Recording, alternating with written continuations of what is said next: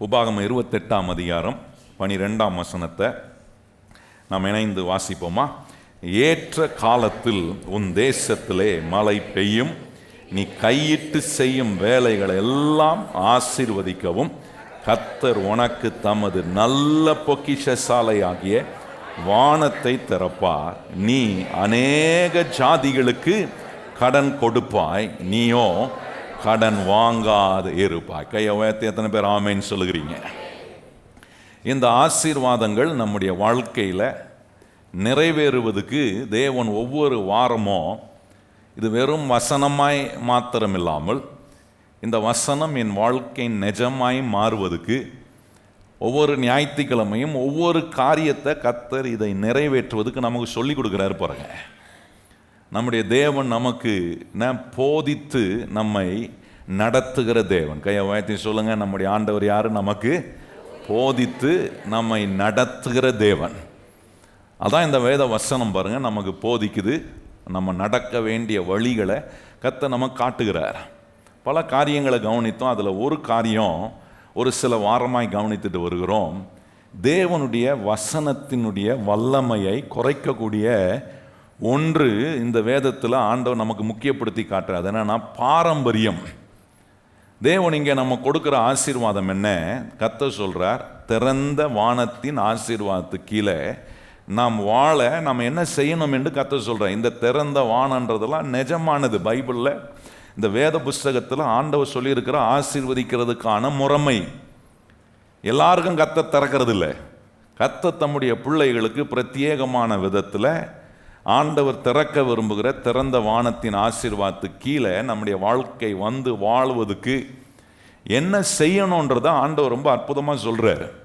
கர்த்தருடைய வழிகள், கர்த்தருடைய முறைமைகள், பிரமாணங்கள், கோட்பாடுகள் இவைகளெல்லாம் நாம் கை கொள்ளும்போது தேவன் நமக்கு நேராக அவருடைய வானத்தின் பலகதவுகளை திறந்து நம் மேலே தம்முடைய ஆசீர்வாதத்தை தேவன் கட்டளையிடுகிறாராம். தேவ ஆசீர்வாதம், தேவ தயவு நம்முடைய வாழ்க்கைக்கு ரொம்ப முக்கியம். எத்தனை பேர் அது முக்கியம் நம்புறவங்க கையை வச்சு சொல்லுங்க, ஆண்டவரே ஒவ்வொரு நாளும் எனக்கு உம்முடைய ஆசீர்வாதமும் உம்முடைய தயவும் எனக்கு வேணும் அப்படின்றவங்க எத்தனை பேர் வாஞ்சையோட கேட்குறீங்க? ஆண்டவரே ஒவ்வொரு நாளும் எனக்கு உம்முடைய ஆசீர்வாதம் உம்முடைய தயவு என் குடும்பத்துக்கும் என் தலைமுறைக்கும் கண்டிப்பாக வேணும் ஆண்டவரே.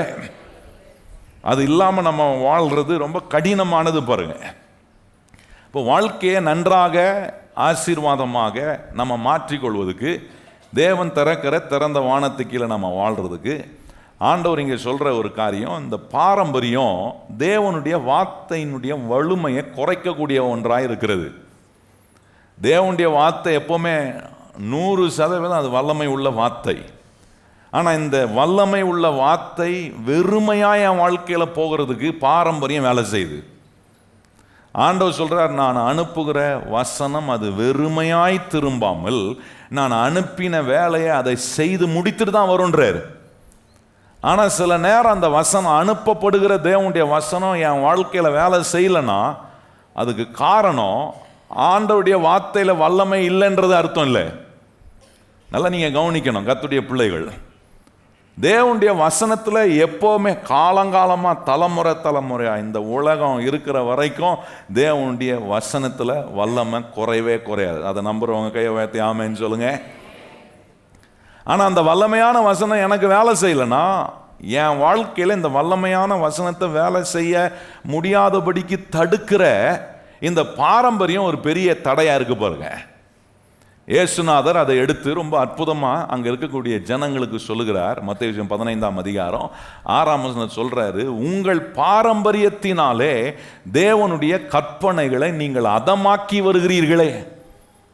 ஆண்டவர் இயேசுநாதர் சொல்கிற வார்த்தை, நான் உங்களை செய்யும்படி சொல்கிற ஒரு காரியத்தை நீங்கள் செய்யறதுக்கு உங்களை ஒப்பு கொடுக்காம அந்த வார்த்தையை நீங்கள் செய்யாமல் இருப்பதுக்கு ஒரு காரணத்தை கொண்டு வந்து என்ன சொல்றாங்க, உன் தாயையும் தகப்பனையும் நீ கனம் பண்ணுவாயாக என்று சொல்லியிருக்கிற அந்த வார்த்தைக்கு ஒரு மாற்று கருத்தாக அன்றைக்கு பரிசேயர்கள் எழும்பி சொல்றாங்க, இப்படி தான் செய்யணும் இல்லை, எப்படி வேணாலும் செய்யலாம். இந்த பரிசேயர்கள் எழும்பி தேவனுடைய சத்தியத்தில் இருக்கிற சத்தியத்தை சத்தியமா போதிக்காம சத்தியத்தை தவறான விதத்தில் போதிக்கிறார்கள். நல்லா கவனிங்க, இந்த வேத வசனங்களை நான் தவறான விதத்தில் விளங்கி கொள்ளும் போது என்னை அறியாமலே என்னுடைய வாழ்க்கைக்குள்ள ஏதோ ஒரு பாரம்பரியம் நான் என்னை ஒப்பு கொடுக்கிறவனாய் மாறி விடுகிறேன்.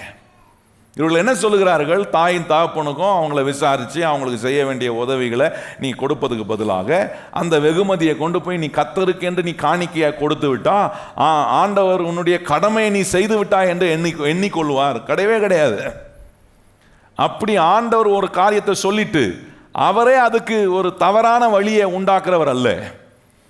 தேவன் சத்தியத்தின்படி எல்லா காரியங்களையும் நம்முடைய வாழ்க்கை செய்யக்கூடியவராக இருக்கு. அன்றைக்கு எழும்பின பரிசேயர்களை போல இன்னைக்கும் நிறைய பேர் எழும்பி என்ன சொல்லுகிறாங்கன்னா, இந்த வேத வசனத்தினுடைய உண்மையை, அந்த சத்தியத்தை சரியான விதத்தில் ஜனங்களுக்கு சொல்லி கொடுக்காததுனால அநேகர் எப்படி தேவன் சொன்ன கட்டளையை மீறி செயல்பட்டார்களோ அதே போல இன்னைக்கும் கிறிஸ்தவ வட்டாரத்தில் இப்படி தேவன் சொல்லியிருக்கிற வார்த்தைக்கு மீறி செயல்படும் போது ஏதோ ஒரு வகையில் நாம் மீறி செயல்படுகிற காரியம் நம்முடைய வாழ்க்கைக்குள்ள ஒரு பாரம்பரியத்தை கொண்டு வந்து அந்த பாரம்பரியத்தினாலே இங்க சொல்றாரு தேவனுடைய வசனத்தை பாரம்பரியம்னா என்னன்னா, நீங்க பாரம்பரியம்னா பல வழக்கங்கள் பல முறைமைகள் மாத்திரம் இல்லை. பாரம்பரியம் இங்கே சொல்லப்பட்டிருக்கிற கண்ணோட்டத்தில் கவனிக்கணும்னா தேவனுடைய வசனத்தை சரியான விளக்கத்தை நம்ம புரிந்து கொள்ளாம misinterpretation of God's word is bringing tradition into our life. தேவனுடைய வார்த்தையை சொல்லியிருக்கிற விதத்தை கரெக்டாக புரிஞ்சு கரெக்டாக செய்யாமல் போகிறேன்னா நான் பாரம்பரியத்தில் விழுந்திருக்கிறேன், ஏதோ ஒரு பாரம்பரியம் என்னை நடத்துது. அதுதான் ஆண்டவர் சொல்றார். அந்த பாரம்பரியம் வந்துருச்சுன்னா தேவனுடைய வசனத்தினுடைய வலிமை வேலை செய்யாமல் போய் விடுகிறது. அப்போ இங்கே நம்ம கவனித்து கொண்டிருக்கிற ஒரு சில காரியம், இது மாத்திரம் இல்லை, இது போல நிறைய காரியம் சொல்றார். தாயும் தகப்பனையும் கனம் பண்றதை ஒரு உதாரணமாக கொடுத்து இது போல ஏராளமான காரியங்கள் இந்த தேவனுடைய வசனத்தில் இருக்கிற வலிமையை நம்முடைய வாழ்க்கையில் வல்லமையாய் செயல்படப்படாதபடிக்கு ஏதோ ஒரு வகையில் பாரம்பரியத்தின் தடைகள் நம்முடைய வாழ்க்கைக்குள்ள வருகிறது. அதில் ஒரு காரியத்தை உங்களுக்கு ரொம்ப நாளாக காண்பித்து கொண்டிருக்கிறேன். அதில் என்னென்னா 1 தீமோத்தேயு 6 வசனத்திலிருந்து 10ஆம் வசனம் வரைக்கும் அந்த வேத பகுதியை பெரும்பாலும் நம்ம தவறாக புரிந்து கொள்கிறோம். அது என்ன நம்ம கவனித்து கொள்கிறோன்னா, என்ன பணம் தவறானது, செழிப்பு தவறானது, ஆசீர்வாதம் தவறானது என்கிற ஒரு கண்ணோட்டம், ஒரு தவறான புரிந்து கொள்ளுதல் கிறிஸ்தவர்கள் மத்தியில் இருக்கிறது. அதுதான் இங்கே காட்டுறாரு. பணம் தப்பு கிடையாது. பணம் வேதம் சொல்லுகிறது பல காரியங்களுக்கு உதவியாக இருக்கிறது. நீங்கள் ஒரு கடைக்கு போகிறீங்க, காய்கறி வாங்கணும்னு கடைக்கு போனீங்கன்னா அங்கே உங்கள் கையில் இருக்கிற பணம் உதவாதா? ஹலோ, ஹோட்டலுக்கு போகிறீங்க, நல்ல ருசியாக நல்லா சாப்பிட்டுட்டு அங்கே உங்கள் ஹோட்டலில் நீங்கள் பில்லை பே பண்ணுறதுக்கு உங்கள் பணம் உதவாதா? கொஞ்சம் யோசித்து பாருங்கள். உதவுது பாருங்கள். உங்கள் வீட்டு வாடகை கட்ட உதவுது, வண்டியில் பெட்ரோல் போடுறதுக்கு உதவுது, பல காரியங்களுக்கு உதவுது. அந்த உதவக்கூடிய அந்த பணம் கர்த்தர் எதற்காக நம்ம கையில் கொடுக்குறாரு என்கிறத இந்த வேதம் நமக்கு சொல்லக்கூடிய அந்த சத்தியத்தின் கண்ணோட்டத்தோட புரிந்து கொள்ளனா, புரியாத ஒரு மனுஷன் கையில் ஒரு பணம் போய் சேரும் போது அவன் கையில் அது எல்லா துஷ்பிரயோகத்தையும் உண்டாகுது, எல்லா அபியூஸ் ஆன வேலையும் அந்த பணம் செய்யுது. இப்போ அதனால பணம் தப்புன்னு சொல்லிடலாமா? தான் நம்ம விளங்கிக்கொள்ளும். இந்த இடத்துல ஒரு பெரிய பாடத்தை இந்த பகுதியில் ஒரு பிக் லெசன் ஆண்டவர் கற்றுக்கூட. அந்த பிக்கஸ்ட் லெசன் என்னன்னா கவச்சியஸ்னஸை குறித்து சொல்றாரு, இந்த பொருளாசையை குறித்து சொல்ற. ஒரு பொருளாசை உள்ள ஒரு மனுஷன் என்னவா மாறுறான், அவனை அது என்னெல்லாம் பிரச்சனைக்குள்ள கொண்டு போகுது, பல டேமேஜஸ் அவனுக்கு உண்டாக்குது, பல வேதனைகளுக்குள்ள போய் தன்னை உருவ குத்தி கொள்ளக்கூடிய வேலைகளை செய்கிறது. இப்போ கவனிச்சு பாருங்க, இந்த இடத்துல ஆண்டவர் சொல்லக்கூடிய இந்த வசனத்தினுடைய கண்ணோட்டம் நமக்கு புரியலனா நம்ம ஆண்டவருடைய ஆசீர்வாதத்தையே தப்புன்னு சொல்லுவோம், ஆண்டவர் கொடுக்குற செழிப்பையும் தப்புன்னுவோம், கர்த்தர் நம்ம கையில் கொடுக்குற பொருளாதார நன்மைகளையும் நம்ம சில நேரம் தவறாக புரிந்து கொள்ளும் போது தேவன் எதற்காக நம்மளை ஆசீர்வதித்து அதை உபயோகப்படுத்த விரும்புகிறார் என்பதை விளங்கி கொள்ளாமல் போகிறோம். பாருங்கள், பவுல் ஒரு இடத்துல நீங்கள் கவனித்து பார்த்தீங்கன்னா அங்கே சொல்கிறாரு, கலாத்தியர் 2ஆம் அதிகாரத்தில் அவர் கேட்குறாரு, நான் கட்டினதை நானே இடிப்பேனா அல்லது நான் இடித்ததை நான் மறுபடியும் கட்டுவேனா? அவர் சொல்கிறாரு, நான் மீறுகிறவனாய் மாறி விடுகிறேன். அங்கே பாருங்கள் எப்படி சொல்கிறாரு பாருங்க, கலாத்தியர் 2ஆம் அதிகாரம் 18ஆம் வசனம் பாருங்க. கலாத்தியர் 2:18 வாசிப்போம் எல்லாரும். 2ஆம் அதிகாரம் 18ஆம் வசனம் வாசிப்போம். நான் இடித்து போடுகிறவைகளையே நான் மறுபடியும் கட்டினால் பிரமாணத்தை மீறுகிறவன் என்று கேட்கிறாரு. ஒண்ணு தப்புனா அதை தப்ப நம்ம வாழ்க்கையை விட்டு விளக்கணும். சரியானதுன்னா அதை சரியா செய்யணும். ஆண்டவர் சொல்லும் ஆசீர்வாதம் வேதத்தின்படி சரியானது. தேவன் ஒரு மனுஷனை ஆசீர்வதித்து தேவன் ஒரு மனுஷனை செழிப்பாக்க விரும்புகிற சத்தியங்கள் இங்க சொல்லப்பட்டிருக்கிறத அதை ரெண்டு விதத்தில் நான் யோசிக்க கூடாது. கரெக்டா இருக்குமோ தப்பா இருக்குமோ. ஆண்டவருடைய ஆசீர்வாதம் சரின்னா அதுல நான் கரெக்டா நிக்கணும். தப்பானதுன்னா அதை நான் என் வாழ்க்கையை விட்டு விலகணும். இந்த ஒரு குழப்படியோட நம்ம வாழ்க்கையை நடத்தும் போது இந்த வேத வசனத்தினுடைய 100% அந்த பவர் நம்ம வாழ்க்கையில வேலை செய்ய மாட்டுது. நான் சொல்ற காரியத்தை நீங்க விளங்கிக் கொள்ளணும். இங்க சொல்றாரு, நான் இடித்ததையே நான் மறுபடியும் கட்டுறவனா, நான் தேவனுடைய பிரமாணத்தின்படி நான் மீறுறவன். ஏன் இடிக்கிறேன்? அது சரியில்லை, அதனால இடிக்கிறேன். சரியில்லைன்னு இடிச்சிட்டு அதுலயே நான் திருப்பியும் கட்டுறேன்னா அப்ப நான் எவ்வளவு பெரிய முட்டாளா இருப்பேன்றாரு. அப்ப தேவனுடைய ஆசீர்வாதத்தை யாரோ ஒருத்தவங்க சொன்னது நிமித்தமா தப்புன்னு புரிஞ்சுக்கிட்டு இந்த வேத வசனம் சொல்லக்கூடிய அந்த ஆசீர்வாதத்தினுடைய முழு அர்த்தங்களும் நம்ம வாழ்க்கையில விளங்கி கொள்ளாம போகும்போது நிறைய ஆசீர்வாதங்களுக்கு நான் அபாத்திரனாய் நானே என்னை ஆக்கி விடுகிறேன். இன்னைக்கு ஒரு சில காரியங்களை வேதத்திலிருந்து இந்த காரியத்தை கொஞ்சம் விளக்கி உங்களுக்கு சொல்ல நான் விரும்புகிறேன். பாருங்க, அநேக நேரம் கிறிஸ்தவ மக்கள் நம்ம என்ன நினைக்கிறோம்னா, நம்ம வியாதியாக இருக்கிறதும், நம்ம தரித்திரமாக இருக்கிறதும், நம்ம ஏழ்மையாக இருக்கிறதும், நம்ம நொறுக்கப்பட்டு இருக்கிறதும், நம்ம உடைக்கப்பட்டிருக்கிறதும் தேவனுடைய சித்தமாக இருக்குமோ? அல்ல, இந்த கேள்விகள் எல்லா கிறிஸ்தவர்களுக்குள்ளேயும் இருக்கு. தேவன் ஆசீர்வதிக்க விரும்புகிற கர்த்தருடைய பிள்ளைகளுடைய மனதுக்குள்ள எழும்புகிற கேள்வி என்ன? நம்ம சூழ்நிலைகளை பார்த்து, நம்முடைய நெருக்கடியை பார்த்து, ஒருவேளை இது தேவ சித்தமோ? நம்ம இப்படி நொறுக்கப்படுறது, இப்படி உடைக்கப்படுறது. எத்தனை முறை உங்களுக்குள்ளே நீங்க பேசியிருப்பீங்க, கொஞ்சம் யோசித்து பாருங்க. ஒரு சரீரத்தில் ஒரு பலவீனம் வரும்போது, நான் வியாதியா இருக்கிறது தேவனுடைய சித்தம் போல இருக்கு, ஒருவேளை ஆண்டவர் ஏதோ ஒன்று எனக்கு கற்றுக் கொடுக்கறதுக்காக செய்யறாரு போல.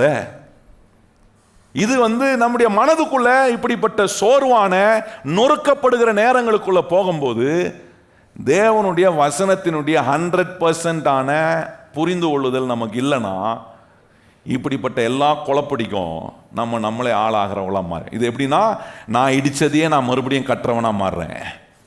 அதை பவுல் சொல்றாரு, அப்படி செய்யறவன் கர்த்தருடைய பிரமாணத்தை, கர்த்தருடைய வார்த்தையில் இருக்கிற முறைமைகளை அவன் மீறுகிறவனாக இருக்கிறான். நல்லா கவனிக்கணும் கர்த்தருடைய பிள்ளைகளை.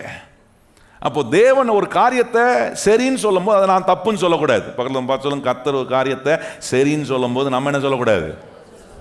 அவர் சரின்னு சொல்றதை நீங்க தப்புன்னு சொல்றதுக்கு அவ்வளோ பெரிய அறிவாளியா நம்ம ஆண்டவரோட கொஞ்சம் யோசிக்கணும். வேதம் இதை சொல்லியிருக்கா?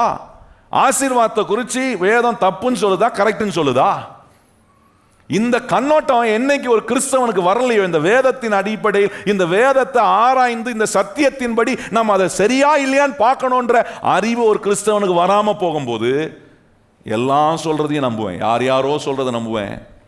ஓ, அவர் பெரிய ஊழியக்காரு, அவர் பெரிய வரம் பெற்றவர், எவ்வளோ பெரிய ஆளாக இருந்தாலும் சரி, எவ்வளோ வரம் பெற்றவராக இருந்தாலும் சரி, இயேசுவை காட்டிலும் பெரியவர்கள் ஒருவருமே இல்லை. கையை உயர்த்தி ஆமென்னு சொல்லுங்க. இயேசுவை காட்டிலும், இயேசுவும் அவருடைய வார்த்தையும் தான் பெருசு. கையை உயர்த்தி ஆமென்னு சொல்லுங்க. இயேசுவும் வரணும், இங்க வரணும், இந்த வசனத்துக்குள்ள பார்க்கணும். நல்லா கவனிங்கள் கர்த்தருடைய பிள்ளைகளே. அதான் கேட்கிறாரு, இப்படி நான் இடிச்சதே நான் திருப்பியும் கட்டுவேனா? நான் அதை மீறுகிறவனா இருக்கிறேனே. அப்போ தேவன் என்னை ஆசீர்வதிக்கிறதும், தேவன் என்னை ஆரோக்கியமாய் வைப்பதும், தேவன் என்னை கட்டி உருவாக்குவதும் இந்த வேத வசனம் நமக்கு சொல்லுதே. வேத வசனம்னா உங்களுக்கு ஆண்டவர் நாள்தோறும் உங்களை நொறுக்கிறாருன்னு சொல்லுதா? நாள்தோறும் உங்களை உடைக்கிறாரு, நாள்தோறும் உங்களை வியாதியை கொடுத்து அதில் ஏதோ ஒரு பாடத்தை கற்றுக் கொடுக்குறாரு, உங்களை தரித்திரமாக வச்சு, ஏன்னா ஆசீர்வாதத்துக்கும் உங்களுக்கும் சம்பந்தம் இல்லாமல் ஆக்கி உங்களை தரித்திரமாக வச்சு உங்கள் ஏழ்மையில் வைத்து உங்களை வாழ வைப்பது ஏதோ கற்றுக் கொடுக்குறாரா? இன்னைக்கு நிறைய கிறிஸ்தவங்க சர்ச்சைக்கு வரும்போது இப்படி கேட்கறத ரொம்ப ஆர்வமாக எண்ணுகிறாங்க. உனக்கு இருக்கிற வியாதி கர்த்தருடைய சித்தம், உனக்கு இருக்கிற வியாதியின் மூலமாக ஏதோ கர்த்தர் உனக்கு கற்றுக் கொடுக்குறாருன்னா அதை கேட்கறதுக்கு என்னமோ ரொம்ப ஆர்வமாக வராங்க.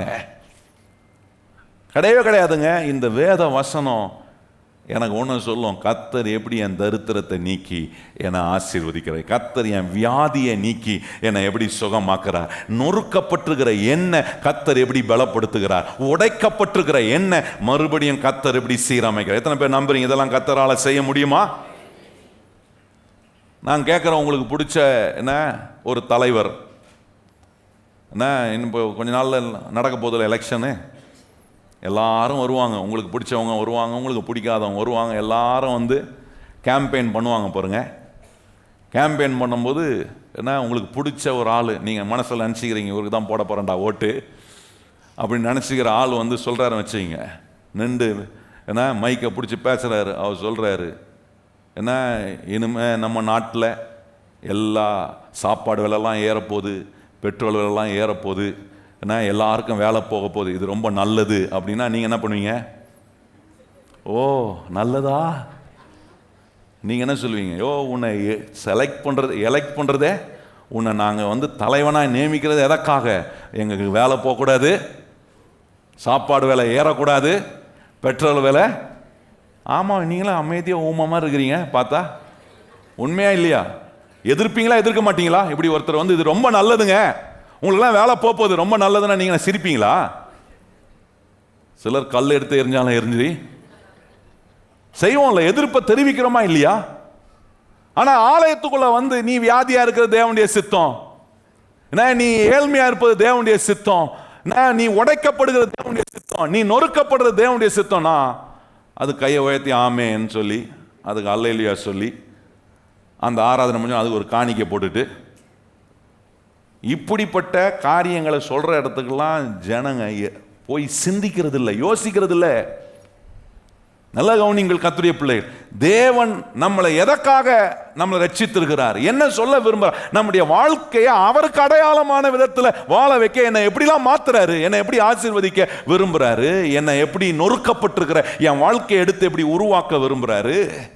உடைக்கப்பட்டிருக்கிற என்ன அநேகர் நான் உடைக்கப்பட்டதை பார்க்குறாங்க, ஆனால் உடைக்கப்பட்டிருக்கிற என்ன கர்த்தர் சீரமைக்கிறத அநேகர் பார்க்கும்படி பண்ணுறாரு பாருங்க. அதுதான் நம்முடைய ஆண்டவருடைய மகிமையான வேலை. கையத்தி ஆமேன்னு சொல்லுங்க. அதுதான் கர்த்தர் நமக்கு செய்கிற மகிமையான வேலை பாருங்க. எனக்கு ஒரு பையன் வந்து என்னை பார்த்தான் பாருங்க, பார்த்துட்டு சொன்னான்,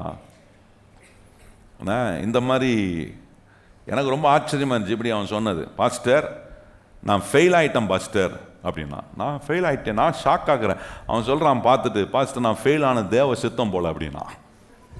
நான் சொன்னேன், நீ ஃபெயில் ஆனது புத்தின மாதிரி பேசாதடா. நான் சொன்னேன் அவன்கிட்ட, புத்தின மாதிரி பேசாத, நீ ஃபெயில் ஆகிறது ஆண்டவருடைய சித்தமா? நீ ஒழுங்காக படிக்கலை, படிக்க வேண்டிய நேரத்தில் படிக்காமல் ஏன்னா எல்லா இடத்துலையும் போய் சுற்றிட்டு ஒன்றும் கான்சன்ட்ரேட் பண்ணாமல் போய் எக்ஸாம் எழுதாமல் ஃபெயில் ஆகிருக்கிற. நீ ஃபெயில் ஆனதுக்கும் தேவசத்துக்கும் என்ன சம்பந்தம்? நான் சொன்ன அவனுக்கு தேவசத்தை என்ன தெரியுமா? நீ ஃபெயில் ஆயிட்டியா, இந்த வருஷம் உட்காந்து நல்லா படிச்சு நீ பாஸ் ஆகிறது தான் தேவனுடைய சித்தம். ஆண்டவனை உன் தோல்வியெல்லாம் வெற்றியா மாத்துறது தான் அவருடைய சித்தம். கையை உயர்த்தி சொல்லுங்க, நம்முடைய தோல்வியெல்லாம் வெற்றியா மாத்துறது தான். இதுதான் ஆண்டவர் செய்ய விரும்புறார் பாருங்க. இதை நம்ம விளங்கி கொள்ளனா நம்ம தோல்விக்கு எல்லாத்துக்கும் என்ன பண்றோம், அதுக்கு ஒரு காரணத்தை கொண்டு வந்து நுழைச்சிடுறோம் பாருங்க. இன்னைக்கு இந்த வேத வசனங்கள்லேருந்து சில வசனங்களை, கொஞ்சம் ஏராளமான வசனங்களை உங்களுக்கு இன்னைக்கு நான் காண்பிக்க விரும்புகிறேன். எப்படி இந்த வேத வசனம் இது வந்து நொறுக்கப்படுகிறதும் அல்லது உடைக்கப்படுகிறதையும் தரித்திரத்தில் இருக்கிறதையும் வியாதியில் இருக்கிறதையும் இந்த வேதம் சப்போர்ட் பண்ணவே இல்லை. நல்லா கவனிக்கணும். ஆனால் இன்னைக்கு எது தேவனுடைய சத்தியம் சப்போர்ட் பண்ணலையோ அதுக்கு நான் போய் பல சப்போர்ட்டை கொடுக்குறேன். ஏதோ வகையில் யாரோ சொன்னதை கொண்டு வந்து வச்சு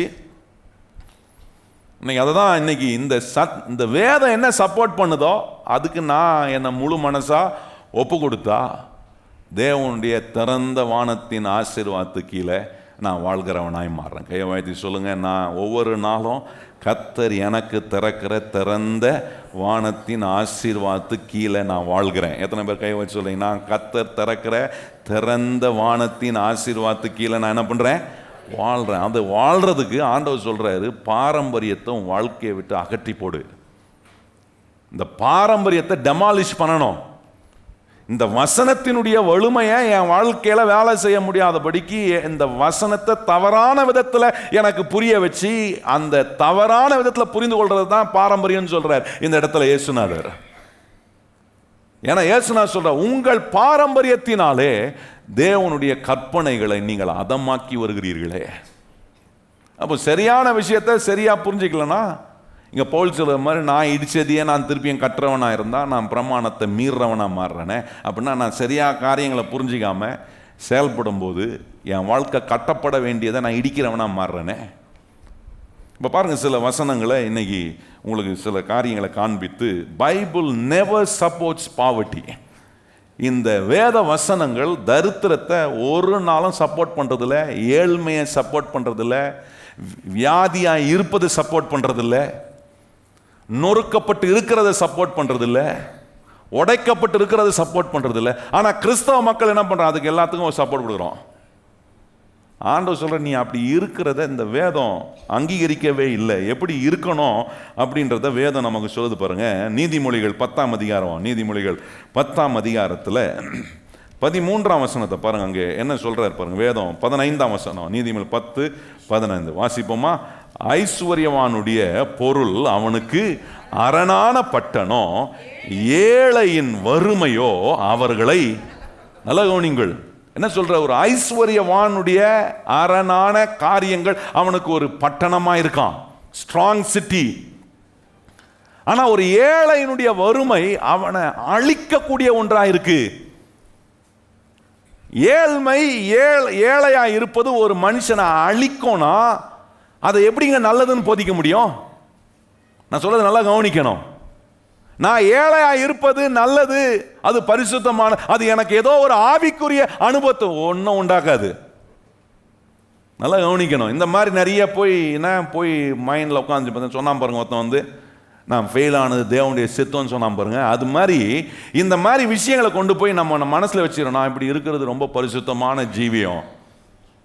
ஒன்றும் கிடையாது. அது ஒரு பரிசுத்தத்தையும் உண்டாக்காது, ஒரு ஆவிக்குரிய தேர்ச்சியும் உண்டாக்காது. நல்லா கவனிக்கணும். நான் ஒவ்வொரு நாளும் விரும்பணும், ஆண்டவரே, நான் ஆண்டவர் இயேசு கிறிஸ்துவின் நாமத்துக்காக நான் ஆசீர்வாதமாக இருக்கணும். கையை உயர்த்தி சொல்லுங்க, நான் இயேசு கிறிஸ்துவின் நாமத்துக்காக எப்படி இருக்கணும்?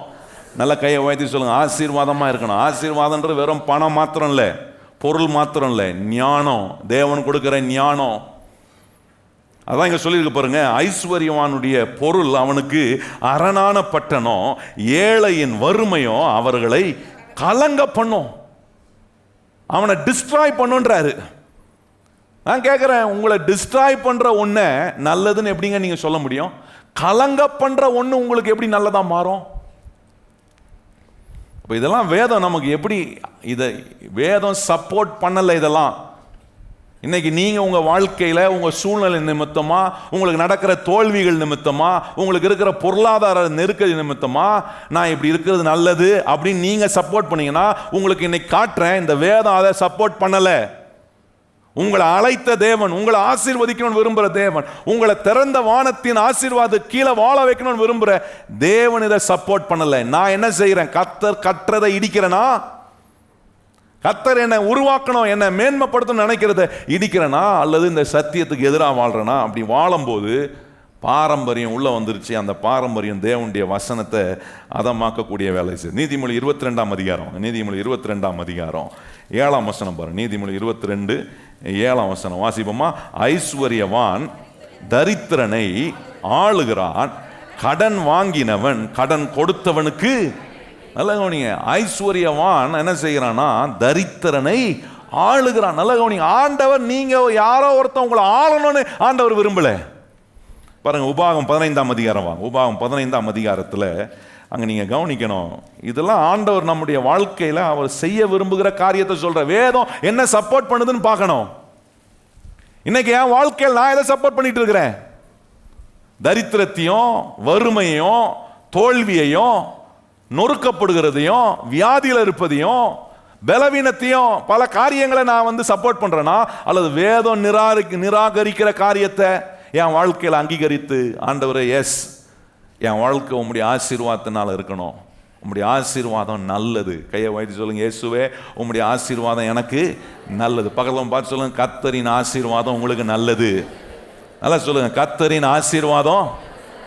நல்லா சொல்லணும், அடிக்கடி சொல்லணும். அந்த வீட்டில் அடிக்கடி இதை பேசணும். வீட்டில் என்ன இல்லை? ஆசீர்வாதம் இல்லை, ஆசீர்வாதமான வார்த்தைகள் இல்லை.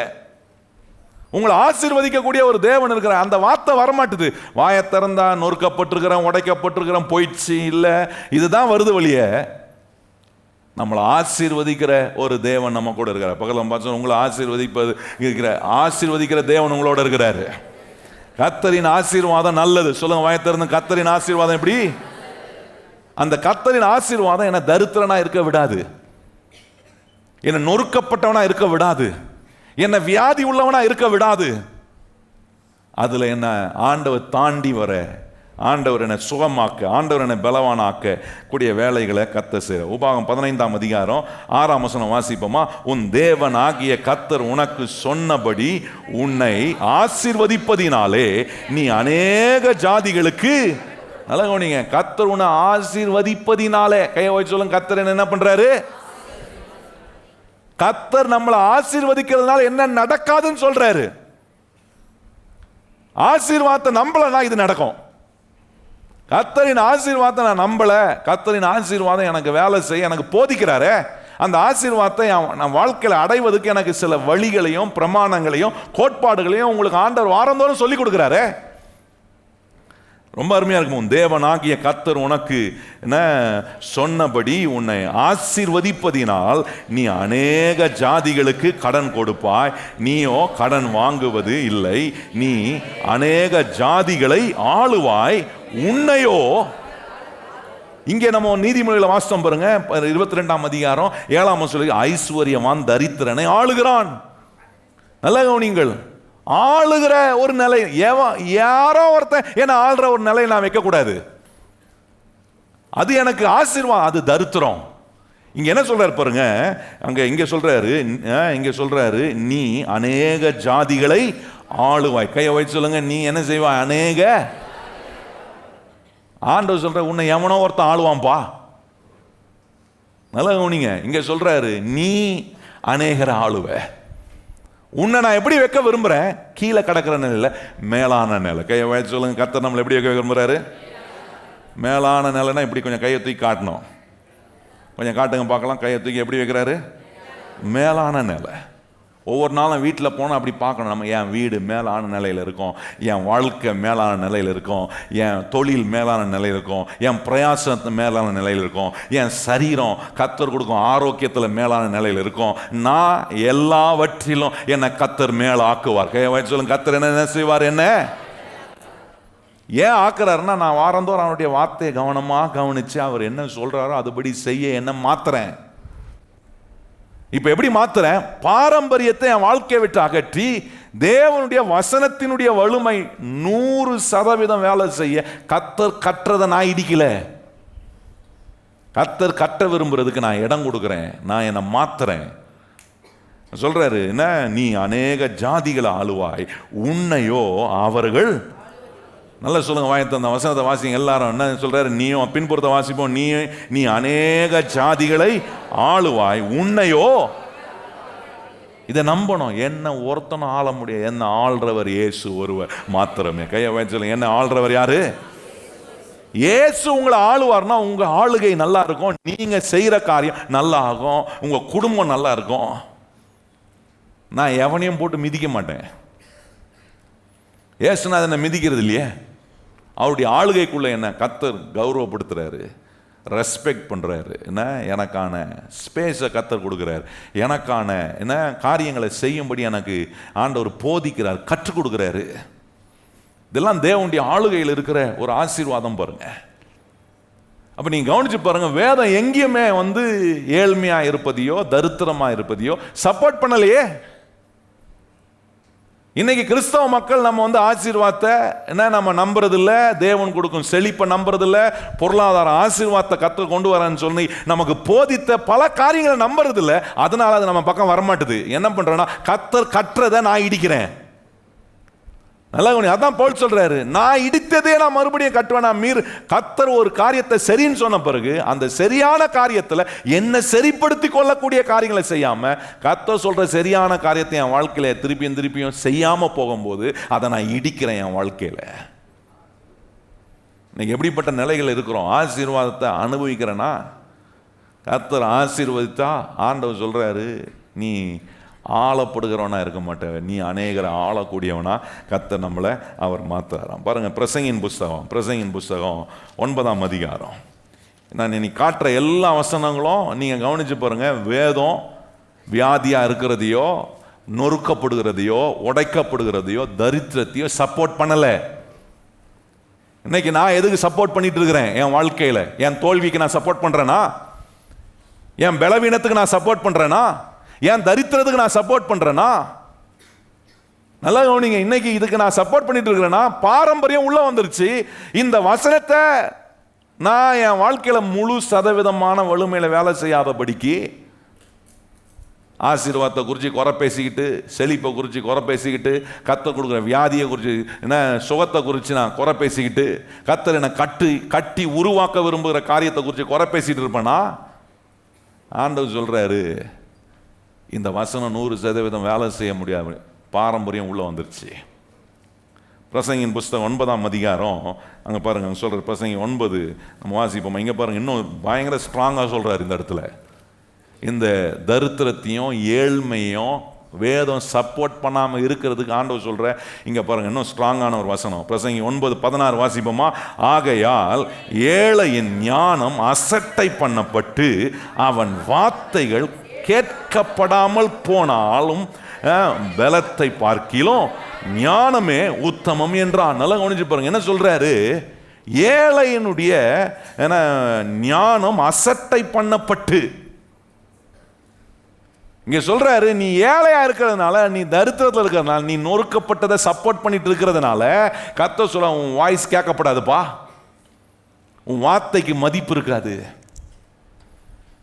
சபை ஏழ்மையா இருந்து சபையில கர்த்தர் ஆசீர்வதிக்கிறதுக்கான வழிகளை வேதத்தில் சொல்லியிருக்கிறபடி போதிக்கலனா, ஒரு மனுஷன் நொறுக்கப்படுகிற மனுஷனை கர்த்தர் எப்படி சீரமைக்க விரும்புறாரு, உடைக்கப்பட்டவனை தூக்கி எப்படி ஆண்டவர் மறுபடியும் அவர் விரும்பின சாயலுக்கு அவனை மாத்திரான்னு சொல்லலைன்னா சபையில வாய்ஸ் கேட்காது. இன்னைக்கு நிறைய சபையில வாய்ஸ் ஆண்டவர் விரும்புகிறபடி இல்லை. இன்னைக்கு நம்ம வாழ்க்கையில் கொஞ்சம் கவனிக்கணும். நம்ம வாய்ஸு, நம்ம சத்தம், நம்முடைய வார்த்தை கேட்கப்படாமல் போகுதுன்னா ஆண்டவர் சொல்கிறார், அது எனக்கு பிரியம் இல்லைப்பா. நீ பேசுகிறது நிறைய பேர் கேட்கணும். உன் சத்தத்துக்கு அங்கே வேல்யூ இருக்கணும், உன் வாழ்க்கைக்கு ஒரு மதிப்பு உண்டாகணும். இதுதான் வேதம் சப்போர்ட் பண்ணுது பாருங்க. ஒரு ஏழையினுடைய வார்த்தை, அவனுடைய ஞானம் அசட்டை பண்ணப்படுகுதான். நல்லா கவனிச்சு பாருங்க. அவன் ஏழையா இருக்கிறதுனால அந்த ஏழையாவும் எளிமையா இருக்கிறதையும் தரித்திரமா இருக்கிறதா அவன் சப்போர்ட் பண்றதுனால அவன்கிட்ட எவ்வளவு ஞானமான வார்த்தை இருந்தாலும் அது கேட்கப்படாது. வேதம் எவ்வளவு ஸ்ட்ராங்கா இதை என்ன சொல்லுது பாருங்க. தரித்திரத்துக்கோ நொறுக்கப்படுறதுக்கோ வியாதியில் இருப்பதையோ வேதம் சப்போர்ட் பண்ணவே பண்ணலை. வேதம் சப்போர்ட் பண்ணாத, இந்த சத்தியம் சப்போர்ட் பண்ணாததை என் வாழ்க்கையில் நான் சப்போர்ட் பண்ணுவேனா? நான் சொல்கிறேன், கர்த்தர் திறக்கிற திறந்த வானத்தின் ஆசீர்வாதத்துக்கு கீழே வாழலாம், அடைப்பட்ட வானத்தில் வாழ்கிறேன். இன்னைக்கு நிறைய பேர் பாருங்கள், இந்த ஆசீர்வாதத்தையும் இந்த செழிப்பையும் கர்த்தர் கொடுக்குற சுகத்தையும் கர்த்தர் கொடுக்குற உருவாக்கப்படுகிற நிலை இதை பெருசாக பேசுறது இல்லை பாருங்க. அதனால் வானம் அடைக்கப்பட்டுருச்சு. அடைக்கப்பட்ட வானத்துக்கு கீழே அதான் வேதம் சொல்லுது பாருங்க, உன் தலைக்கு மேல் உள்ள வானம் வெண்கலமாகவும் உன் காலு கீழே இருக்கிற பூமி எப்படியா மாறுது? இரும்பா இருக்கு. இது என்ன ஆயிடுச்சுன்னா, இந்த வசனம் வலிமையா வேலை செய்யறதுக்கு நான் இடம் கொடுக்கலனா அதுக்கப்புறம் என்ன பிரயாசப்பட்ட நொறுக்கப்பட்டேன்னா நொறுக்கப்பட்டுட்டு தான் இருப்பேன். ஏன் நொறுக்கப்பட்ட? நான் நொறுக்கப்பட்டுட்டே இருக்கேன். நான் நொறுக்கப்படுறது தானே விரும்புறேன், அதுக்கு தானே சப்போர்ட் பண்றேன். தரித்திரத்தை நான் சப்போர்ட் பண்ணா, செழிப்பை தேவ ஆசீர்வாதத்தை என் வாழ்க்கையில் நான் அங்கீகரிக்கலனா, இதை நான் புரிந்து கொள்ளனா, நான் வாழ்க்கையில் ஆசீர்வதிக்கப்படுறதும் செழிப்பாகிறதுக்கும் வாய்ப்பே கிடையாது. கர்த்தர் கட்டுறதை நான் இடிக்கக்கூடாது. கையை வயசு சொல்லுங்க, கர்த்தர் கட்டுறதை நான் என்ன செய்யக்கூடாது? இடிச்சேன்னா அதுக்கப்புறம் நான் கர்த்தர் சொல்லும் சத்தியத்தை மீறுகிற ஒரு நிலைக்கு தள்ளப்படுகிற ஒரு ஆளாக மாறுறேன். இன்னும் நிறைய வசனம் பாருங்க, அங்கே சொல்கிறார் பிரசங்கில் இப்படி சொல்கிறாரா, உங்கள் வார்த்தை கேட்கப்படாது. நீ ஏழையாக இருந்து உங்கள்கிட்ட ஞானம் இருந்தால் கூட உன் வார்த்தை கேட்கப்படாதான். என்ன மாதிரி ஒரு ஸ்டேட்மெண்ட் பாருங்க. இது ஞானம் இருக்கலாம், நிறைய ஞானம் இருக்கலாம், ஆனால் நான் ஏழையாக இருந்தால் என் ஞானம் உள்ள வார்த்தைக்கு அங்கே வேல்யூ கிடையாது. அப்போ நான் ஆண்டவர் என்ன விரும்புகிறாருன்னா, நீ உன்னை நான் கொண்டு போகிற இடத்துல உன் வார்த்தைக்கு அங்கே ஒரு கனத்தை நான் உண்டு பண்ண விரும்புகிறேன். உன் வார்த்தை கேட்கப்படணும்பா. உன் வார்த்தை கேட்கப்படலன்னா அது எனக்கு ரொம்ப व्यसனமாக இருக்குன்றார் ஆண்டவர். உன் கூட இருந்து நான் உன்னை கொண்டு நான் செய்ய விரும்புகிற காரியங்களை செய்வதுக்கு ஆண்டவர் சொல்கிறார், உன் வார்த்தை, உன் சவுண்டு, உன் வாய்ஸ் அங்கே அதுக்கு உண்டான மதிப்பு உண்டாகணும். ஆனால் இங்கே வேதம் சொல்லுது, நீ ஏழையாக இருக்கிறதுனால ஏழையினுடைய வார்த்தை, அவனுடைய ஞானம், அவனுடைய சத்தம், அவன்கிட்ட ஞானம் இருந்து அவன் அசெட்டப் பண்ண போகிறான். ஏன்னா அவன் ஏழையாக இருக்கிறதுனால. அந்த ஏழையாக இருக்கிற நிலையை மாற்றுறதுக்கு எனக்கு ஒரு தேவன் இருக்கிறார், அவரை நான் நம்பணும், அவரை நான் பற்றிக்கணும். அதுக்கு வரமாட்டான் பாருங்கள். வராத வரைக்கும் அவன் எவ்வளோ ஞானம் உள்ளவனாக இருந்து எவ்வளோ வார்த்தைகள் சாமர்த்தியம் அவன்கிட்ட இருந்தாலும் வேஸ்ட்டுன்றாரு. அதை வைத்து நம்முடைய வாழ்க்கையை ஆண்டவர் கரத்தில் ஒப்பு கொடுத்து மீண்டு வரும்போது ஆண்டவர் அநேகருக்கு நம்மை ஆசீர்வாதமாய் மாற்றுறார். கையை வாழ்த்தி சொல்லுங்கள், ஆண்டவரே என் வார்த்தைகள் எங்கேயும் அசெட்டப் பண்ணப்படக்கூடாது. கையை வாய்ச்சி சொல்லுங்கள், ஆண்டவர் அதை தான் நீங்கள் விரும்புகிறீங்க. ஆண்டவரே கையை வாய்ச்சி சொல்லுங்கள், இயேசுவே நீங்கள் அதை தான் விரும்புகிறீங்க. இன்றைக்கி என் வாயிலேருந்து வர வார்த்தை என்ன பண்ணப்படக்கூடாது? அசெட்டப் அது எப்படி பண்ணக்கூடாது? ஏழையாக இருக்கிறதுனால, ஏழ்மையாக இருக்கிறதுனால இவங்க சொல்கிறதெல்லாம் கேட்கணுன்னு அவசியம் இல்லை அப்படின்னு அசெட்டப் பண்ணுறாங்களா? அந்த நிலை நமக்கு வரவே கூடாது. கையை வாய்ச்சலாம், அந்த நிலை எனக்கு வரவே கூடாது. அதுக்கு நான் உம்முடைய ஆசீர்வாதம் எனக்கு வேணும் ஆண்டவர். எத்தனை பேர் கையை வாய்ச்சி சொல்கிறேன், ஆண்டவரே எனக்கு உம்முடைய ஆசீர்வாதம் கண்டிப்பாக வேணும். நான் உம்முடைய ஆசீர்வாதத்தை நம்புகிறேன் ஆண்டவரே. நீர் என்னை ஆசீர்வதிக்கிறவர் என்று நான் நம்புகிறேன். கையை வாய்ச்சி சொல்லுங்க, இயேசுவே நீர் என்னை ஆசீர்வதிக்கிறவர் நான் என்ன பண்ணுறேன்? நம்புகிறேன். ஒருவேளை இன்னைக்கு ஆசீர்வதிக்கப்பட்ட நிலை போல இல்லாமல் இருக்கலாம், ஆனால் நம்புங்க, கர்த்தரின் ஆசீர்வாதம் உங்கள் மேலே உண்டாகும். அந்த தேவனுடைய ஆசீர்வாதம் உங்களுக்கு வேலை செய்யும் என்பதை நீங்கள் நம்புங்க. கர்த்தர் நிச்சயமாக உங்களை ஆசீர்வாதம். பாருங்கள், இன்னொரு இடத்துல சொல்கிறார் பாருங்க, ஏசாயா தீர்க்கதரிசன புஸ்தகத்தில் 3ஆம் அதிகாரம் பாருங்கள். ஆண்டவர் சொல்கிறாரு, ஏழையினுடைய பங்கு உங்கள் வீட்டில் இருந்தால் ஆண்டவர் சொல்கிறார் அது அவருக்கு அருவருப்பானதான். சொல்ல பாருங்கள், ஏசாயா 3ஆம் அதிகாரம், அங்கே ஒரு வசனத்தை வாசிக்க விரும்புகிறேன். 3ஆம் அதிகாரம் 14ஆம் வசனம் வாசிப்போமா? கர்த்தர் தமது ஜனத்தின் மூப்பரையும் அதன் பிரபுக்களையும் நியாயம் விசாரிப்பார். நீங்களே இந்த திராட்சை தோட்டத்தை பட்சித்து போட்டீர்கள், சிறுமையானவன் இடத்தில் கொள்ளையிட்ட பொருள் உங்கள் வீட்டில் இருக்கிறது. நீங்கள் என் ஜனத்தை நொறுக்கி சிறுமையானவர்களின் முகத்தை நெரிக்கிறது என்ன என்று சேனைகளின் கர்த்தராகிய ஆண்டவர் உரைக்கிறார். கேட்கிறாரு பாருங்க, ஒரு ஏழையினுடைய பங்கு நம்ம வீட்டில் இருப்பது ஆண்டவர் சொல்ற அது சரியில்லை. இது எது காட்டுறேன்? இந்த வேதம் ஏன்னா எல்லா இந்த காரியங்களை, இந்த ஏழ்மையை, இந்த தரித்திரத்தை, நொறுக்கப்படுகிறத, சிறுமைப்படுத்தப்படுகிற ஒரு நிலைகளை வேதம் சப்போர்ட் பண்ணலை பாருங்க. அதுலேருந்து வெளியே வருவதுக்காக, அதுலேருந்து நம்ம ஆசீர்வதிக்கப்படுவதை தான் அந்த வேதம் சப்போர்ட் பண்ணுது. செகரியா புஸ்தகம் 7ஆம் அதிகாரம், செகரியா 7ஆம் அதிகாரத்தில் பாருங்கள், அங்கேயும் சொல்கிறார் பாருங்க, எப்படி ஆண்டவருடைய வார்த்தை இந்த காரியங்களை குறித்து சொல்லப்பட்டிருக்கின்றதை நம்ம கவனிக்க வேண்டியது ரொம்ப முக்கியம் பாருங்க. செகரியா தீர்க்கதரிசன புஸ்தகம் 7ஆம் அதிகாரம் 9ஆம் வசனம் வாசிப்போமா? 7ஆம் அதிகாரம் 9ஆம் வசனம், அதில் வாசிப்போம். 9, 10 வாசிப்போமே. சேனைகளின் கர்த்தர் உரைக்கிறது என்னவென்றால், நீங்கள் உண்மையாய் நியாயம் தீர்த்து அவன் தன் சகோதரனுக்கு தயையும் இரக்கமும் செய்து விதவையும் திக்கற்ற பிள்ளைகளையும் பரதேசியையும் சிறுமையானவனையும் ஒடுக்காமலும் உங்களில் ஒருவனும் தன் சகோதரனுக்கு விரோதமாய் தன் இருதயத்தில் தீங்கு செய்யாமலும் இருங்கள் என்றார். நல்லா எப்படி சொல்றாரு பாருங்க. அங்கே நிறைய காரியம் சொல்றாரு. என்ன சொல்றாரு? விதவைகள், திக்கற்ற பிள்ளைகள், பரதேசிகள், சிறுமையானவர்களையும் ஒடுக்காமலும், ஏன்னா அவங்களுக்கு தயவு செய்யக்கூடிய சிந்தை உள்ள ஒரு இருதயம் உள்ளவங்களா இருக்கணும். என்ன இங்கே நம்ம கவனிக்கிற ஆண்டவர் எதை விரும்புறாருன்னா, சிறுமைப்படுகிற நிலை, ஒடுக்கப்படுகிற நிலை, நொறுக்கப்படுகிற நிலை, ஏழ்மையிலையும் தரித்திரத்திலையும் இருப்பத ஆண்டவர் அப்படி இருக்கிறவனை பார்த்தீங்கன்னா நீ அவனுக்கு உதவி செய்யறவனா மாறு.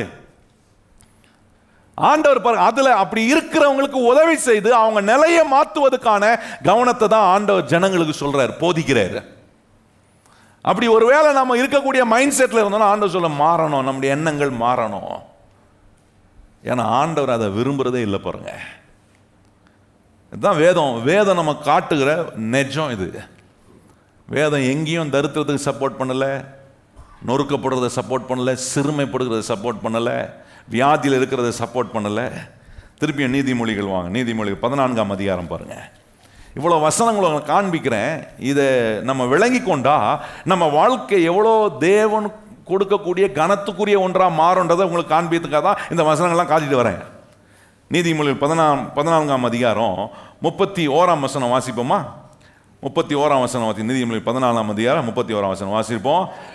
தரித்திரனை ஒடுக்கிறவன் அவனை உண்டாக்கினவரை நிந்திக்கிறான். நல்லா கவனிப்பாரு. தரித்திரனை ஒடுக்கிறவனை அவனை உண்டாக்கினவனை நிந்திக்கிறானா? தரித்திரனுக்கு தயவு செய்கிறவனோ அவரை. நல்ல கவனிங்கள். ஆண்டவர் சொல்றாரு, அவரை கனப்பண்றதுக்கான வழிகள்லாம் ஆண்டவர் சொல்லியிருக்காரு வேதத்துல. கர்த்தரை கனப்படுவதுக்கு நிறைய காரியத்தை நம்ம கற்றுக் கொடுத்துருக்க பாருங்க. விளைவின் முதல் பலனால கர்த்தரை நீ என்ன செய்யணும்?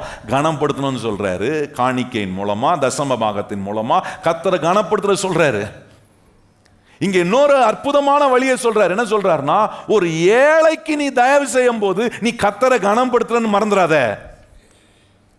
அப்படின்னா என்ன நீங்க பாக்குறீங்கன்னா, ஆண்டவருடைய உள்ளத்தாங்க பாக்குறீங்க. என்னன்னா, ஒரு ஏழையாவே இருக்கிறதுக்கு கர்த்தருக்கு விருப்பம் இல்லை.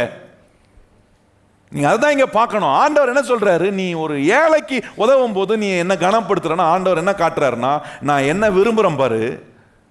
ஒரு நபருக்குறோம் ஏழ்மையிலையும் தரித்திரத்திலையும் நொறுக்கப்படுதலையும் உடைக்கப்பட்டதுலையும் வியாதியிலையும் இருப்பதை தேவன் விரும்பல. நீங்க கவனிச்சு பாருங்க. இஸ்ரவேல் மக்கள் இந்த எகிப்து தேசத்துக்கு போன போது ஏறக்குறைய 400 வருஷத்துக்கு மேல அங்க இருந்தார்கள். ஆனா அங்க சொல்லியிருக்கிறது 370 வருஷம் இந்த இஸ்ரவேல் மக்கள் இந்த எகிப்தியனால, பார்வோனால ஒடுக்கப்பட்டார்களாம், சிறுமைப்படுத்தப்பட்டார்கள். எப்படி சிறுமைப்படுத்தப்பட்ட? அவங்களுடைய ரைட்ஸை டினை பண்ணி, அவங்களுடைய உழைப்புக்கான ஊதியத்தை அவர்களுக்கு கொடுக்காம. இன்னொரு இடத்துல பாருங்க, இந்த வசனத்தை வைத்து இன்னொரு வசனத்தை உங்களுக்கு காண்பிக்க விரும்புறாங்க. சொல்லியிருக்கு பாருங்க, நீதிமொழிகள் 28ஆம் அதிகாரம் வாங்க. இங்க சொல்ற, தரித்திரனை ஒடுக்கிறவனு அவன் உண்டாக்கினவரை நிந்திக்கிறான், ஆனா தரித்திரனுக்கு தயவு செய்யறனோ அவரை உண்டாக்கின கர்த்தரை என்ன செய்யறானா? கனம் பண்ணுகிறான். இங்க பாருங்க 28ஆம் அதிகாரம் பாருங்க. நீதிமொழி 28 8ஆம் வசனத்தை வாசிப்போமா? நீதிமொழி 28:8 வாசிப்போம். அநியாய வட்டினாலும் ஆதாயத்தினாலும் தன் ஆஸ்தியை பெருக பண்ணினவன் தரித்திரர் பேரில் இறங்குறவனுக்காக அதை சேர்க்கிறான். அநியாய வட்டி, இந்த ஸ்பீடு வட்டி, கந்து வட்டி எல்லாம் சொல்றாங்க பாத்தீங்களா? நிறைய வட்டிங்க இருக்கு. வட்டிக்கு வச்சுக்கிறான் பாருங்க பேரு. என்னென்ன வட்டி? மீட்டர் வட்டின்றான். ஒவ்வொரு பேர் ஒவ்வொரு வட்டிக்கு வச்சுக்கிறான். வட்டிக்கு வாங்குறோன்னு சொல்கிறேன், நீ எந்த பேரை வச்சுக்க, எனக்கு வட்டியை வாங்கிக்கோ, எதையா வாங்கி என்ன கூட வாங்கிக்கோ, ஆனால் காசை மாத்திரம் கடனாக கொடுத்துரு. இன்னைக்கு மக்கள் என்ன நினைக்கிறாங்கன்னா, ஆசீர்வாதமாக இருக்குன்னு நினைக்கிறதில்ல. எவனோ ஒருத்தன் நம்மளை ஆண்டு அவன் கீழே இருந்து நான் ஒடுக்கப்பட்டு நான் ஏழ்மையாக இருக்கிறதையும் நான் தரித்திரத்தில் இருக்கிறதா இன்னைக்கு ஜனங்க அதான் ஆண்டவர் சொல்ல, இல்லை நான் அதை விரும்பல. இந்த பார்வோன் என்ன செஞ்சான் பாருங்க, இந்த இஸ்ரவேல் மக்களை ஒடுக்கி அநியாய வட்டியை போட்டு அவங்களுக்கு சேர வேண்டிய ஒன்னையுமே கொடுக்காம அவன் இருந்தான் பாருங்க. கர்த்தர் விட்டாரா? அல்ல, நான் கேட்கிறேன், கர்த்தர் விட்டாரா? ஏழைய ஒடுக்கினா கர்த்தர் அதை விசாரிக்காம விடவே மாட்டார். ஏன் விசாரிக்காம விட மாட்டார்னா, காரணம் ஒரு மனிதனும் ஏழையா இருக்கக்கூடாது என்பது நம்மளை உண்டாக்கின ஆண்டவருடைய விருப்பம். கையை உயர்த்தி ஆமென்னு சொல்லுங்க. கர்த்தருடைய பிள்ளைகளா இருக்கிறேன்னா நம்ம தரித்திரத்தையும் ஆசீர்வாதத்தை நம்பலாம், தரித்திரம் தான் இருப்பேன். நல்லா கவனி நான் சொல்றத. சிலதை மண்டல அடிக்கிறமா சொன்னாதான் அப்பதான் கொஞ்சம் மண்டைக்குள்ள இறங்கும். நான் ஆசீர்வாதத்தை நம்பலனா, ஆசீர்வாதத்தை விரும்பலனா நான் தரித்திரத்தை தான் வாழ்வேன். ஒவ்வொரு நாளும் நான் சொல்லணும், நான் கர்த்தரால ஆசீர்வதிக்கப்பட்டோம். கையை வந்து எத்தனை பேர் சொல்ல முடியும்? சர்ச்சுக்குள்ள இப்போ நீங்கள் சொல்கிறீங்க, ஏன்னா பாஸ்டர் சொல்கிறாரு, வேற வழியில் கையை தூக்கி அதுக்காக சொல்கிறீங்களா? இல்லை எத்தனை பேர் நம்புறீங்க நான் கர்த்தரால் ஆசீர்வதிக்கப்பட்டவன் சொல்கிறத நம்புகிறோம்? கையை வச்சு சொல்லுங்க, நான் கர்த்தரால். ஏன்னா இது ஆண்டவரே சொல்கிறார், பீலையாமுக்கு சொல்கிறாரு. ஏன்னா பீலையாம் வந்து சபிக்கிறதுக்காக போனான் பாருங்க, அவன் வாயிலேருந்து கர்த்தர் வர வைக்கிறார். யாருக்கு? பாலாக் ராஜாவுக்கு சொல்கிறாரு. என்ன சொல்கிறாருன்னா, கர்த்தர் ஆசீர்வதித்தவர்களை. ஹலோ, நம்மளாம் யாரு? மூஞ்ச பார்த்தா அப்படி தெரியலையே. பக்கத்தில் பார்த்து சொல்லுங்க, நம்மளாம் யாரு? பக்கத்தில் பார்த்து சொல்லுங்க, நீங்கள் நானும் யாரால? மூஞ்சி அப்படியே ஒரு மூணு இருக்கலாம், ஆனால் நான் யாரு?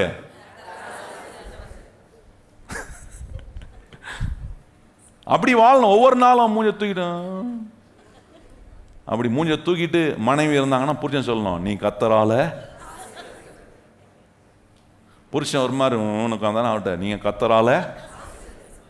ஆனால் நம்ம என்ன சொல்கிறோம்? வந்துச்சு பார், மூஞ்ச வச்சு தைக்கிட்டு பார், தூக்கிட்டு. இந்த மூஞ்ச பார்த்தா எனக்கு எல்லாமே போயிடுது. அந்த மூஞ்ச பார்த்து நீங்கள் சொல்லணும், நீ கர்த்தரால. அப்படி சொல்லி பாருங்க. இப்படி இருக்கிற மூஞ்சி கொஞ்சம் ஆமாம் ஆமாம் நம்ம கொஞ்சம் போவோம், உள்ள மண்டையில் போவோம் கொஞ்சம். இப்படியா உலகத்திலே சொல்கிறான் பாருங்க, ரிவர்ஸ் சைக்காலஜி வேலை செய்யுமா? என்ன சைக்காலஜி? செய்யாதனா செய்வான், செய்யணும் செய்ய மாட்டான். சொல்ல புரியுது? நான் இன்னைக்கு என் பிள்ளைங்களோட நடந்து வந்துருந்தேன் பாருங்க. நடந்து வரும்போது என் பிள்ளைங்க என்ன பண்ணாங்க, காலை தேய்ச்சிட்டு வந்தாங்க. தேய்க்காத இன்னும் நல்லா தேய்க்குதுங்க. பார்த்தேன், நல்ல தேய்னு காலை தேய்ட்டு சத்தெல்லாம் வராங்க. அப்போ ரிவர்ஸ் சைக்காலஜி தான் ஒர்க் ஆகுது.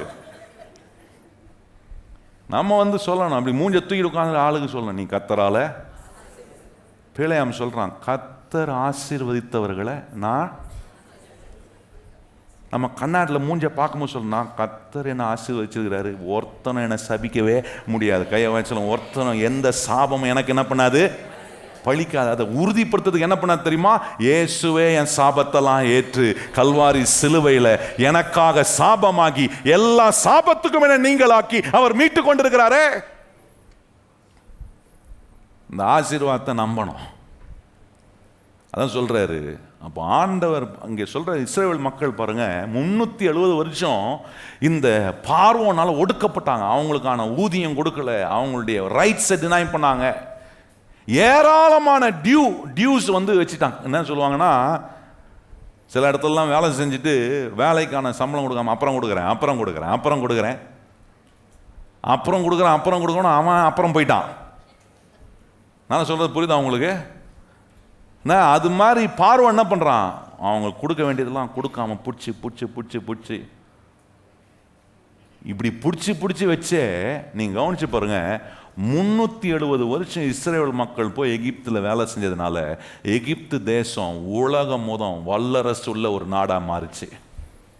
யாருடைய உழைப்பு, யாருடைய கர்த்தரால ஆசீர்வதிக்கப்பட்டவங்களுடைய உழைப்பு, அவங்களுடைய பிரயாசம், அவங்களுடைய பணத்தை அவன் பிடித்து வைத்ததுனால பார்வோன் வந்து அந்த நாட்களில் எகிப்து தேசம் வல்லரசு உள்ள ஒரு நாடா மாறிச்சு.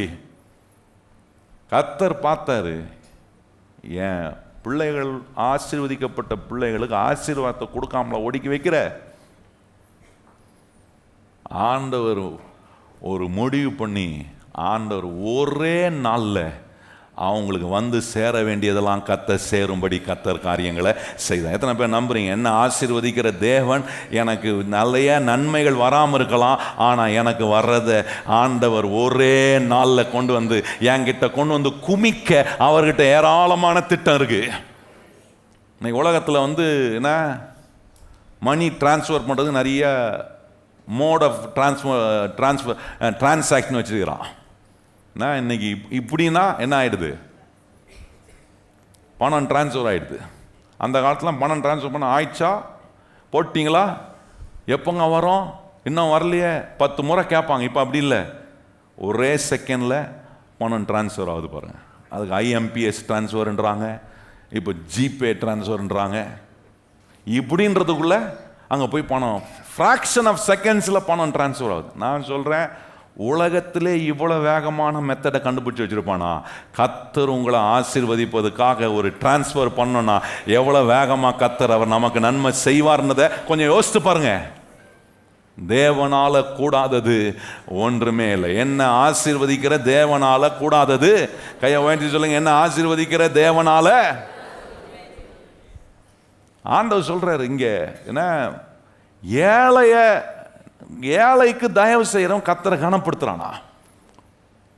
இப்படி ஆண்டவர் என்ன காட்டுற, இந்த வேதம் என்ன காட்டுதுன்னா, ஒரு இடத்திலும் ஆண்டவர் ஏழ்மைப்பட்டவன் ஒடுக்கப்படவும் கூடாது, ஏழ்மைப்பட்டவன் ஏழ்மையாவே இருக்கணும்ன்றதையும் ஆண்டவர் விரும்ப. அதை மாற்றுவதற்கான அறிகுறி தான் இந்த வேதத்தில் நம்ம பார்க்கிறோம். நீங்க நல்லா கவனிங்கள். இந்த விதத்தில் நம்முடைய வாழ்க்கை இருக்க கர்த்தர் அதிகமாக விரும்புகிறார். பாருங்க, இன்னும் சில வசனங்களை உங்களுக்கு காண்பித்து நான் சொல்ல விரும்புகிற சில காரியங்களை சொல்ல விரும்புகிறேன். நீதிமொழி 29ஆம் அதிகாரம் 7ஆம் வசனம் பாருங்க. அங்கே சொல்றாரு, நீதிமொழி 29:7 வாசிப்போமா? நீதிமான் ஏழையின் நியாயத்தை கவனித்து அறிகிறான், துன்மார்க்கனோ அதை அறிய விரும்புவதில்லை.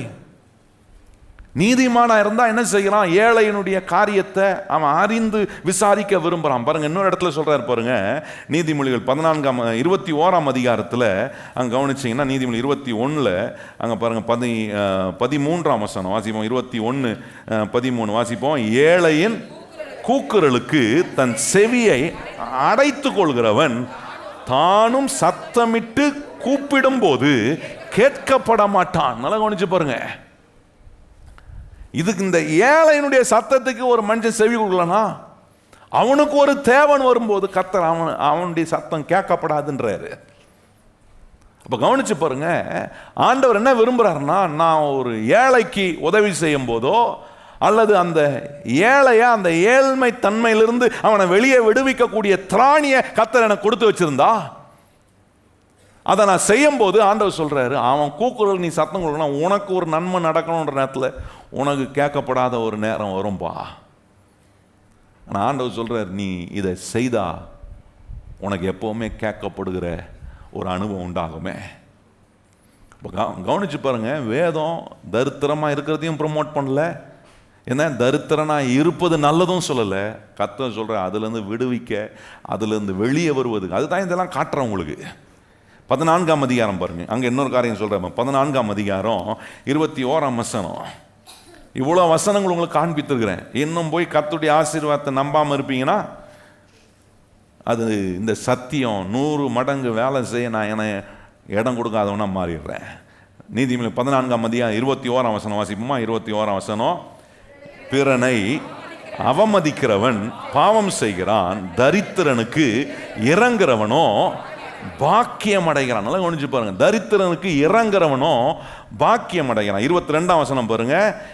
தீமையை யோசிக்கிறவர்கள் தவறு செய்கிறவர்கள் அல்லவோ, நன்மையை யோசிக்கிறவர்களுக்கோ கிருபையும் சத்தியமும் உண்டாகும். நல்லா கவனிச்சு பாருங்க, இங்க சொல்றாரு, ஒரு என்ன பாக்கியம் உண்டாகக்கூடிய ஒரு காரியத்தை ஒரு மனுஷன் தான் வாழ்க்கையில தெரிந்து கொள்ளனா, ஏழையா இருக்கிறதோ ஏழைக்கு உதவி செய்கிறதோ அது ஒரு பாக்கியம். ஏழ்மையிலிருந்து நான் வெளியே வருவது எனக்கு ஒரு பாக்கியம், ஏழைக்கு உதவி செய்கிறது எனக்கு ஒரு பாக்கியம் என்கிற ஒரு காரியம் ஒரு மனுஷனுக்கு விளங்கலனா, ஆண்டவர் சொல்றாரு, இந்த வேத வசனத்தை நான் கரெக்டாக புரிஞ்சிக்கல, கர்த்தரை ஆசீர்வதிச்சு எப்படி எல்லா குறையிலேருந்தும் நொறுக்கப்படுறது, இந்த தரித்திரத்திலிருந்தையும் ஏழ்மையிலிருந்தோம் கர்த்தரை விடுவிக்க விரும்புகிறத நான் அறியாத ஒரு மனுஷனாக வாழ்கிறேன் பாருங்க. இன்னொரு காரியம் சொல்றாரு, அங்கே 19ஆம் வசனம் 19ஆம் அதிகாரம் 17ஆம் வசனம் சொல்றாரு, ஏழைக்கு இறங்குகிறவன் கர்த்தருக்கு கடன் கொடுக்கிறான், கர்த்தர் அதை அவனுக்கு திரும்பி கொடுப்பாரா. இப்போ கவனிச்சு பாருங்க, இங்கே இந்த வசனங்கள் எல்லாமே ஆண்டவர் நீ ஏழையாவே இரு, ஏழையாவே இருக்கட்டும் கடைசி வரைக்கும் அப்படின்னு சொல்லலை. அதிலிருந்து அவனை விடுவிக்க அவனுக்கு ஏராளமான உதவியை செய்யக்கூடிய ஆட்களை எழுப்புறாரு. என்ன காட்டுறார்? நீ ஏழையா இருப்பதும் சரி கிடையாது.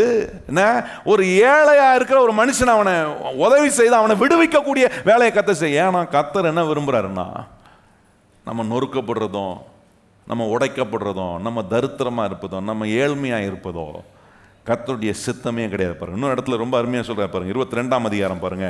22ஆம் அதிகாரத்தில் அங்கே சொல்கிறாரு, 22ஆம் அதிகாரம் 9ஆம் வசனம் பாருங்க. அங்கே சொல்கிறாரு 22:9 வாசிப்போமா? கருணை கண்ணன் ஆசீர்வதிக்கப்படுவான், அவன் தன் ஆகாரத்தில் தரித்திரருக்கு கொடுக்கிறான். நல்லா கவனிங்க, கருணை கண்ணன். நல்லா இதில் பேர் என்ன மாதிரி பாருங்க, தமிழில் தான் ரொம்ப நல்ல சில வார்த்தை தமிழில் ரொம்ப நல்லா வந்திருக்கு. கருணை என்ன கண்ணா? நமக்கு பொல்லாத கண் இல்லை, எரிச்சல் கண் இல்லை, என்ன கருணை கண்ணு. சொல்லுங்க வாய்த்தது என்ன கண்ணா? கருணை கண்ணு. அங்கே சொல்றாரு, கருணை கண்ணு ஆசீர்வதிக்கப்படுவான், அவன் தன் ஆகாரத்தில் தரித்திரருக்கு கொடுக்கிறான். நல்லா கொஞ்சம் கருணை கண். அவனுக்கு என்ன உண்டாகுதுன்னா, அவனுக்கு ஒரு உதாரத்துவம் உண்டாகுது, ஏழைக்கு தன் ஆகாரத்தை கொடுக்குறான். பாருங்க, இது நீங்க கவனிச்சு பார்த்தீங்கன்னா கர்த்தருடைய உள்ளத்தை பாருங்க, ஆண்டவருடைய உள்ளத்தை பாருங்க. என்ன பண்றாரு? ஏதாவது பண்ணி இந்த ஏழையா இருக்கிற ஒரு மனுஷனுக்கு உதவி செய்து அவனை அதுல இருந்து வெளியே கொண்டு வருவதுக்கு ஆண்டவர் முயற்சி எடுக்கிறது தான் இங்க நம்ம பார்க்கிறோம். நான் காண்பித்த எந்த வசனமோ நீ ஏழையா இருப்பது நல்லதுன்னு சொல்லலைங்க. நல்லா நீங்க கவனிக்கணும். நீ உடைக்கப்படுறது நல்லது, நீ வியாதியில் இருக்கிறது நல்லது, நீ ஆசீர்வாதமா இல்லாம இருப்பது நல்லது இல்ல. ஆசீர்வதிக்கப்படவன் எப்படி கருணை கண்ணன் உள்ளவனா இருப்பான்? ஒரு நீதிமான் எப்படி ஏழை மேல அக்கறை உள்ளவனா இருப்பான்? கர்த்தரின் ஆசீர்வாதம் இப்படிப்பட்ட நல்ல வேலையும் செய்து, கர்த்தரின் ஆசீர்வாதம் இன்னொரு வேலையும் செய்து, ஏழ்மையா இருக்கிற ஒரு மனுஷனை வெளியே அந்த நிலையிலிருந்து மாற்றி அமைத்தவன ஒரு நல்ல ஆசீர்வதிக்கப்பட்ட ஒரு மனிதனாக. கர்த்தர் ஆசீர்வதிக்கும் போது எப்படி கருணை கண் உள்ளவனா இருப்பான், அதெல்லாம் கவனிக்கிறோம் பாருங்க. எப்படி ஒரு நீதிமான் தயவு செய்கிறான், எப்படி கர்த்தர் அவன் கனப்படுத்துறான். தரித்திரன் அவன் ஒரு நாளும் ஒடுக்கிறவனா இருக்க மாட்டான், அந்த தரித்திரனுக்கு உதவி செய்கிறவன். இதெல்லாம் ஆண்டவருடைய சுபாவம் பாருங்க. ஆண்டவர் ஒரு மனுஷனை ஆசீர்வதிக்கும் போது கர்த்தருடைய சுபாவம் அவனுக்குள்ள வருது. அவனுக்குள்ள வரும்போது அவன் என்ன செய்கிறான்? நம்மளை ஆசீர்வதிச்ச ஆண்டவர் அந்த ஏழையும் கர்த்தர் ஆசீர்வதி, அவனுக்கு நம்மால் முடிந்ததை செஞ்சு அவன் தன் ஏழ்மையை விட்டு வெளியே வருவதுக்கு இந்த இயேசுவை அவன் எப்படியாவது என்ன ஆசீர்வதிக்கிற இயேசுவை அவன் அறிந்து கொள்ளணும். நான் கொடுக்கிற உதவி மாத்திரம் அவனுக்கு பிரயோஜனம் இல்லை, எனக்குள்ள இருக்கிற இயேசு அவனுக்குள்ள போகும்போது தான் அந்த ஏழையினுடைய எண்ணம் மனநிலைகள்லாம் மாறும். நல்லா கவனிச்சு பாருங்க. இவ்வளோ காரியங்களை ஆண்டவர் இங்கே சொல்லியிருக்கிறத நம்ம கவனிக்கிறோம். இது எல்லாமே ஆண்டவர் சொல்றாரு, இந்த ஏழையா இருப்பதை கர்த்தர் விரும்பவே இல்லை. பாருங்க, 41ஆம் சங்கீதத்தில் வாசிப்போமா? முதல் சில வசனங்களை வாசிப்போம். சிறுமைப்பட்டவன் மேல் சிந்தை உள்ளவன். நல்லா கவனிங்க, இது ஆண்டவர் கொடுக்கிற சுபாவம். ஒரு மனுஷனை கர்த்தர் ஆசீர்வதிக்கும் போது ஆசீர்வதிக்கக்கூடிய ஒரு மனுஷனுக்கு தேவ ஆசீர்வாதம் உண்டாக்குற தேவ சுபாவங்கள் இதெல்லாம் சொல்றார் பாருங்க. சிறுமைப்பட்டவன் மேல் சிந்தை உள்ளவன் பாக்கியவான், தீங்கு நாளில் கர்த்தர் அவனை. நல்லா கவனிங்க, ஆசீர்வதிக்கப்பட்டு ஒரு மனுஷன் ஒரு கஷ்டப்படுற ஒரு ஏழையா இருக்கிற ஒரு மனிதன் மேல சிந்தை வைக்கும் போது ஆண்டவர் அவனுக்கு சொல்றாரு என்ன நன்மையை கொடுக்கிறாருன்னா, நம்ம வாசித்தோம் பார்த்தீங்களா? நீதிமொழிகள் 14ஆம் அதிகாரத்தில் நம்ம வாசித்தோமே. என்ன வாசித்தோம்? அங்கே சொல்றாரு என்ன, தரித்திரனுக்கு தயவு செய்கிறவன் தன்னை உண்டாக்கினவரை அவன் என்ன செய்கிறானா? கனப்படுத்துகிறானா. கர்த்தர் நம்மளை கனப்படுத்தும் போது ஒரு இந்த சிந்தை உள்ளவனா, தேவ ஆசீர்வதித்து தேவ ஆசீர்வாதத்துக்குரிய சிந்தை உள்ளவனா நான் இருக்கும்போது ஆண்டவர் என்னை கனப்படுத்தும் சொல்றாரு. என்ன சொல்றாரு?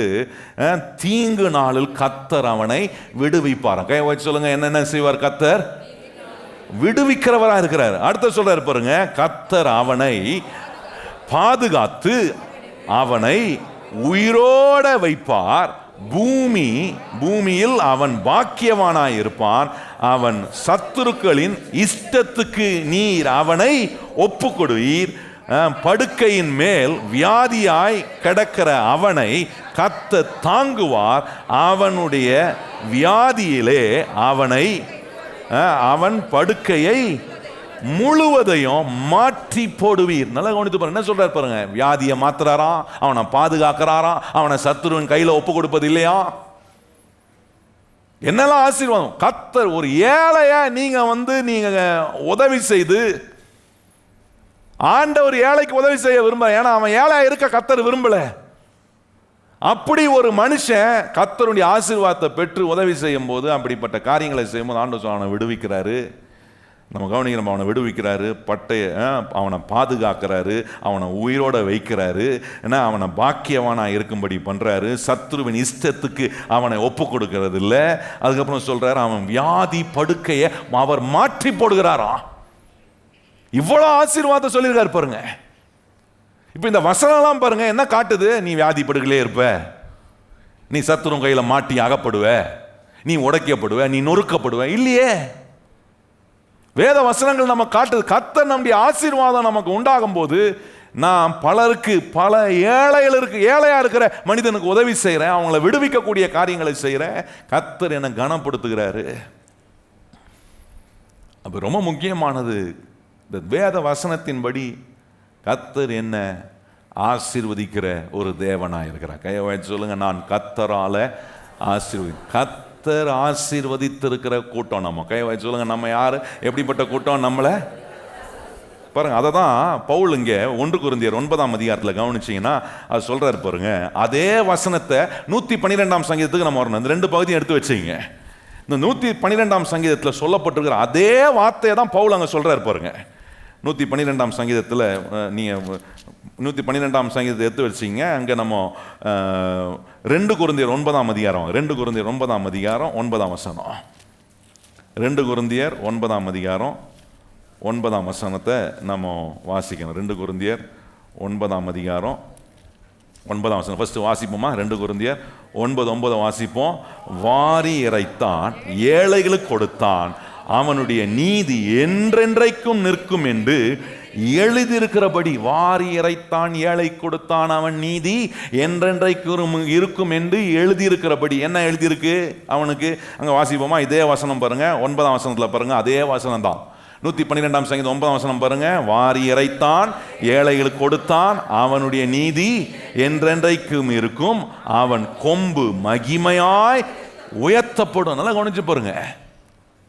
இப்போ கர்த்தர் சொல்றாரு, நீ ஏழைக்கு நீ தயவு செய்தினா கர்த்தரை கனப்படுத்தக்கூடிய, கர்த்தர் ஒரு மனுஷனை கனப்படுத்தக்கூடிய ஒரு நிலையில் இருப்பானா, அந்த மனுஷனுக்கு என்ன விளைவுகள் என்பதை தான் ஆண்டவர் இந்த 112ஆம் சங்கீதம் சொல்றாரு. முதல் வசனம் பாருங்க. அல்லேலூயா, கர்த்தருக்கு பயந்து அவருடைய கட்டளையில் மிகவும் பிரியமாய் இருக்கிற மனுஷன் பாக்கியவான், அவன் சந்ததி பூமியிலே பலத்திருக்கும், செம்மையானவர்களின் வம்சம் ஆசீர்வதிக்கப்படும், ஆஸ்தியும் ஐஸ்வர்யமும் அவன் வீட்டில் இருக்கும், அவனுடைய நீதி என்றென்றைக்கும் இருக்கும், சிறுமையானவர்களுக்கு இறங்கி இருளில் வெளிச்சம் உதிக்கும், அவன் இரக்கமும் மன உருக்கமும் நீதியும் உள்ளவன், இறங்கி கடன் கொடுத்து தன் காரியங்களை நியாயமானபடி நடப்பிக்கிற மனுஷன் பாக்கியவான், அவன் என்றென்றைக்கும் அசைக்கப்படாமல் இருப்பான், நீதிமான் நித்திய கீர்த்தி உள்ளவன். நல்லா கவனிச்சு என்ன சொல்றாரு பாருங்க. அவன் வீட்டில் என்ன இருக்கும்? கர்த்தர் ஆசீர்வதிக்கிற ஒரு ஆசீர்வதிக்கப்பட்ட ஒரு மனுஷனுடைய வீட்டில் இருக்குன்றாரு. ஆஸ்தியும் ஐஸ்வர்யமும் அவன் வீட்டில் இருக்கும், அவனுடைய நீதி என்றென்றைக்கும் இருக்கும். இந்த 3ஆம் வசனத்தை, இந்த 112ஆம் சங்கீதம் 3ஆம் வசனத்தை ஆங்கில மொழிபெயர்ப்பில் ERV version, easy reading version ஒன்று இருக்கு. அந்த ஈஸி ரீடிங் வெர்ஷனில் வாசித்தீங்கன்னா அங்கே சொல்லியிருக்கு, அவன் ஃபேமிலியை பற்றி சொல்ல, is family will be very rich. என்ன சொல்றாரு? கர்த்தர் ஒரு மனுஷனை ஆசீர்வதித்து அந்த மனுஷன் தேவனுடைய ஆசீர்வாதத்துக்கு அடையாளமாய் வாழ ஆரம்பிக்கும் போது அவன் எப்படி இருப்பான்னு கர்த்தர் சொல்றான். அவன் வீடு எப்படி இருக்கும்னா பணக்கார வீடா இருக்குமா. இதெல்லாம் பைபிளில் இருக்கா இந்த மாதிரி லாங்குவேஜ்? நம்ம வாயில நிறைய பேர் அவன் பணக்கார வீடு. ஆனால் ஆண்டவர் சொல்றாரு, கர்த்தர் உங்களை ஆசீர்வதிக்கும் போது உங்க வீடு எப்படி இருக்கும்னா பணக்கார வீடா இருக்கும். சொல்லுங்க வாயத்து, உங்க வீடு எப்படி இருக்கும்? நிறைய பேருக்கு அலர்ஜி வேர்டு மாதிரி இது. என் வீடு ஒரு ஏழை வீடு. நிறைய பேர் அப்படித்தானே கூடுவாங்க, வாங்க ஒரு ஏழை வீட்டுக்கு வந்து பாருங்க. ஆனால் ஆண்டவர் சொல்றார், கர்த்தர் உங்களை ஆசீர்வதி. இவ்வளவு நேரம் வசனத்தை உங்களுக்கு எதுக்கு காமிச்சேன்னா, ஏழையா இருப்பதை கர்த்தர் வெறுக்கிறாரு. இந்த வேதம் அதுக்கு சப்போர்ட் பண்ண, தரித்திரத்துக்கு இந்த வேதம் சப்போர்ட் பண்ணவே இல்லை. தரித்திரமா இருக்கிறவங்களுக்கு உதவணும்னு இந்த வேதம் சொல்லுது. உங்களை ஆசீர்வதித்து ஒரு ஆசீர்வதிக்கப்பட்டவன் எப்படி உதவுவான், ஒரு நீதிமான் எப்படி தயவு செய்வான், இதெல்லாம் ஆண்டவர் உடைய ஆசீர்வாதம் வரும்போது மனுஷன் எப்படி மாறுறான் பாருங்க அவன் வாழ்க்கை. இந்த வேதம் என்ன காட்டுது, எப்படி நீ உதவி செய்யணும், நீ எப்படி ஏழையா இருக்கக்கூடாது என்பதுதான் ஆண்டவர் சொல்றாரு. அவன் வீடு எப்படி இருக்குன்றாரு, அவன் வீடு பணக்கார வீடா இருக்குமா. ஏன்னா ஆஸ்தியம் ஐஸ்வர்யம் அவன் வீட்டில் தங்கம். எத்தனை பேர் கையை வச்சு சொல்லுங்க, என் வீட்டில் என்ன தங்கம், ஐஸ்வர்யமும் தங்கம். கர்த்தர் உங்களை ஆசீர்வதிக்கும் போது சிலர் பார்க்கும்போது அது உங்களுக்கு என்ன, சிலர் அது விசிபிளாக காட்டுவார்.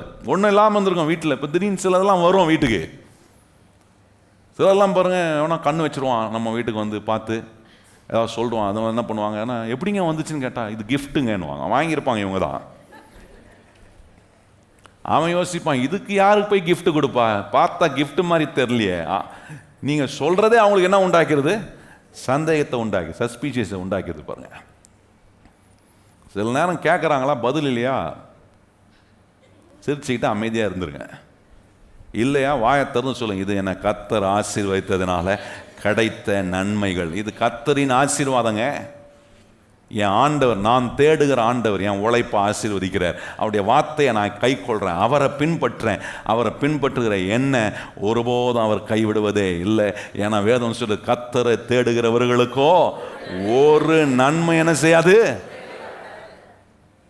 வாயை திறந்து கரெக்டாக பேச பழகுங்க. சிலருக்கு ஆசீர்வாதத்தை சொல்கிறதே பெரிய ஒரு குற்ற உணர்வு மாதிரி, இல்லைன்னா சிலது ரொம்ப ஒரு மாதிரி தயக்கமாக இருக்கணும். அப்படிலாம் தயங்க வேண்டியதில்லை. கர்த்தரால் நான் ஆசீர்வதிக்கப்பட்டவங்க சொல்லுங்க, கர்த்தரால். இந்த வேதம் எங்கேயுமே தரித்திரத்துக்கும் சப்போர்ட் பண்ணல, வியாதிக்கும் சப்போர்ட் பண்ணல, நொறுக்கப்படுறதையும் சப்போர்ட் பண்ணல, என்ன உடைக்கப்படுறதையும் சப்போர்ட் பண்ணல. நான் ஆசீர்வாதமாக இருக்கணும்னு கர்த்தர் சொல்கிறேன். கையை சொல்லுங்கள், ஒவ்வொரு நாளும் வீட்டில் இந்த ஒரு எண்ணம் வரணும். கர்த்தர் நமக்கு நேராக தம்முடைய நல்ல பொக்கிஷசாலையாகிய வானத்தை அவர் திறந்திருக்கிறார். நான் கர்த்தரால் ஆசீர்வதிக்கப்பட்டேன். என் வீடு கர்த்தரால் என் வேலை கர்த்தரால் ஆசீர்வதிக்கப்பட்ட வேலை, என் தொழில் கர்த்தரால் ஆசீர்வதிக்கப்பட்ட தொழில். வாயை திறந்து இதை தைரியமாக சொல்லணும். ஏன்னா ஆண்டவர் சொல்ல வச்சாரே. யாரை சொல்ல வச்சார்? ஒரு தீர்க்கதரிசிய, பீழையாம் தீர்க்கதரிசிய என்ன சொல்றாரு, பாலாக்கிட்ட சொல்றாரு, என்ன கர்த்தர் ஆசீர்வதிச்சவங்கள நான் என்ன செய்ய முடியாது, சபிக்கவே முடியாது.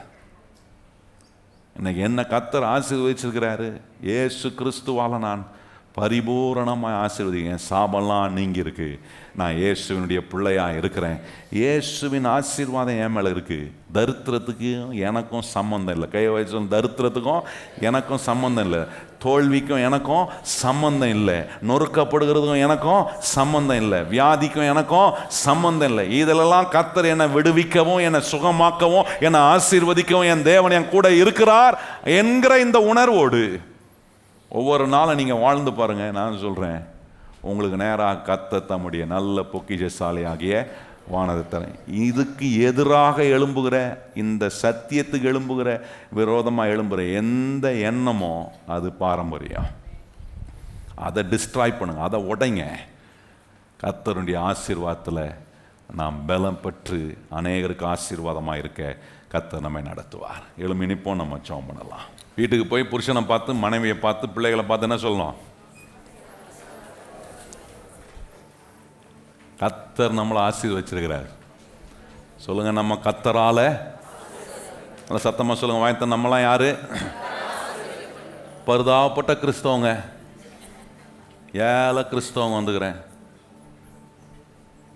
நான் இன்னைக்கு என்ன நினைக்கிறாங்கன்னா, கிறிஸ்தவங்கன்னா எதனா ஓசியா கொடுத்தா அவங்க போய் எல்லாம் வாங்கிப்பாங்க. ஓசி கிறிஸ்தவங்களாம் கிடையாது.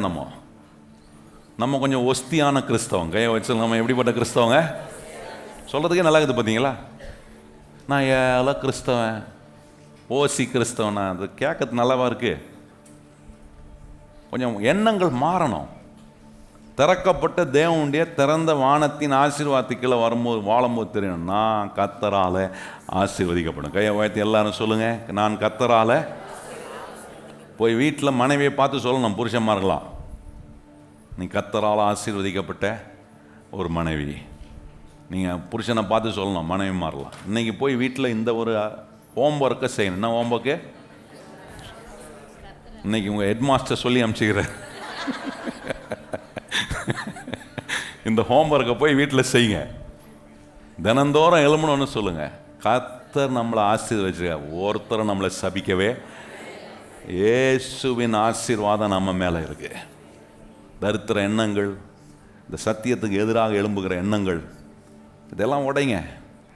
கர்த்தர் உங்களை ஆசீர்வதிப்பார். கையை உயர்த்தி எல்லாரும் வாய்களை திறந்து கர்த்தரை ஸ்தோத்திரம் பண்ணுங்க. ஆண்டவரே, உம்மால நான் ஆசீர்வதிக்கப்பட்டிருக்கிறேன். தேவ சித்தம் நான் ஆசீர்வாதமாக இருப்பது. கையை வச்சு சொல்லுங்க. எத்தனை பேரை சொல்றீங்க தேவ சித்தம் என்ன? நான் ஆசீர்வாதமாக இருப்பது தான் தேவனுடைய சித்தம். சொல்லுங்க கையை உயர்த்தி. நான் ஆரோக்கியமாக இருப்பது தான் தேவனுடைய சித்தம். நான் உருவாக்கப்படுவது தான் தேவனுடைய சித்தம். நான் பலன் அடைவது தான் தேவனுடைய சித்தம். நான் ஜெயிப்பது தான் தேவனுடைய சித்தம். சொல்லுங்க வாயத்தை நல்லா. ஆண்டவரே, நான் எல்லாவற்றிலும் மேலாகுவது தான் தேவனுடைய சித்தம். இந்த சித்தம் என் வாழ்க்கையில நிறைவேறட்டும் ஆண்டவரே. இந்த சத்தியம் ஆண்டவரே எங்க வாழ்க்கைக்குள்ள, எங்க மனதுக்குள்ள எப்பப்பெல்லாம் சோறு வருதோ, எப்பப்பெல்லாம் தடை வருதோ, எப்பப்பெல்லாம் பலவீனங்கள் உண்டாகுதோ, பிசாசு கொண்டு வந்த மனசுக்குள் நீ ஆசீர்வதிக்கப்பட்டவனா என்று கேள்விகளை கேட்கும் போது நாங்க சொல்லணும், ஆண்டவரே, கர்த்தரால் ஆசீர்வதிக்கப்பட்டிருக்கிற என்ன எதுவுமே சபிக்க முடியாது. எந்த சாபமும் எனக்கு பங்கில்லை. நான் கர்த்தருடைய ஆசீர்வாதத்துக்கு பங்கு உள்ளவனாய் ஒவ்வொரு காரியத்திலும் உடைய பிள்ளைகள் அப்படி தைரியமாய் சொல்லி மேற்கொள்ள கர்த்தரின் ஆசீர்வாதம் உடைய பிள்ளைகளை பலவான்களாக்கட்டும். சத்தியம் தொடர்ந்து எங்களுக்குள்ள உம்முடைய ஆசீர்வாதத்தை உண்டு பண்ணட்டும் ஆண்டவரே. இயேசு கிறிஸ்துவின் நாமத்தில் ஜெபிக்கிறோம் எங்கள் நல்ல பிதாவே, ஆமென். இப்பொழுது நம்முடைய கர்த்தராகிய இயேசு கிறிஸ்துவினுடைய கிருபையும் பிதாவாகிய தேவனுடைய அன்பும் பரிசுத்த ஆவியானவருடைய அந்யோன்ய ஐக்கியமும் இன்றும் என்றும் சதா காலங்களிலும் நம் அனைவருடன் வைத்திருப்பதாக, ஆமென். எல்லாரும் இணைந்து சொல்லும். என் ஆத்துமாவே கர்த்தரை ஸ்தோத்திரி, என் முழு உள்ளமே பரிசுத்த நாமத்தை ஸ்தோத்திரி. என் ஆத்துமாவே கர்த்தரை ஸ்தோத்திரி, கர்த்தர் செய்த சகல உபகாரங்களையும் மறவாதே.